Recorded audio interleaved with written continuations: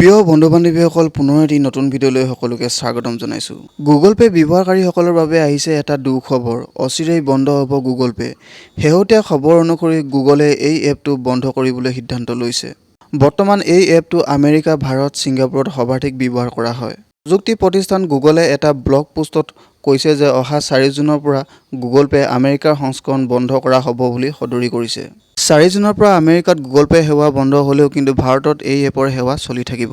Google pay' তথ্য অনুসৰি ভাৰত আৰু ছিংগাপুৰৰ ব্যৱহাৰকাৰীয়ে কোনো ধৰণৰ অসুবিধাৰ সন্মুখীন হ'ব লগাত নপৰে। কেৱল আমেৰিকাৰ ব্যৱহাৰকাৰীয়ে গুগল পে'ত কোনো ধৰণৰ ধনৰ আদান-প্ৰদান কৰিব নোৱাৰিব। কেৱল আমেৰিকাৰ ব্যৱহাৰকাৰীয়ে গুগল পে'ত কোনো ধৰণৰ ধনৰ আদান-প্ৰদান কৰিব নোৱাৰিব। ব্লগটোত গুগলে লিখিছে, জিপি ব্যৱহাৰকাৰীসকলে যদি কণ্টেক্টলেছ পে'মেণ্ট সেৱা অব্যাহত ৰাখিব বিচাৰে তেন্তে জুন মাহৰ সময়সীমাৰ পূৰ্বে গুগল ৱালেট হস্তান্তৰিত হ'ব লাগিব।